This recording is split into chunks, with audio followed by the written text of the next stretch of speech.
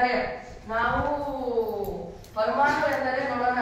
ಪರಮಾಣು ಅಂದರೆ ಒಂದು ವಸ್ತುವಿನ ಕಣಗಳನ್ನು ನಾವು ಕಣ್ಣಿಗೆ ಕಾಣದಷ್ಟು ಇದನ್ನು ಮಾಡಿ ಕಣಗಳನ್ನು ನೋಡಿದರೂ ಅವುಗಳನ್ನು ಹಾಗೆ ಹೆಚ್ಚು ಹೆಚ್ಚು ರೀತಿ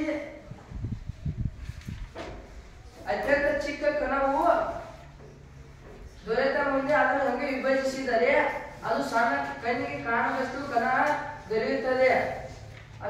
ಅಸಾಧ್ಯ ಹಂತವನ್ನು ತಲುಪುತ್ತದೆ. ಅವರು ಈ ಕಣ್ಣಿಗೆ ಕಾಣದಷ್ಟು ಕಣಗಳನ್ನು ಪರಮಾಣುಗಳು ಎಂದು ಹೇಳಿದ್ದಾರೆ.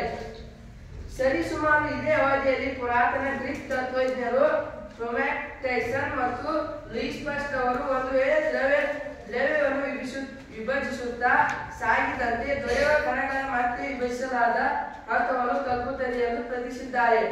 ಅಂದರೆ ಕಣಗಳನ್ನು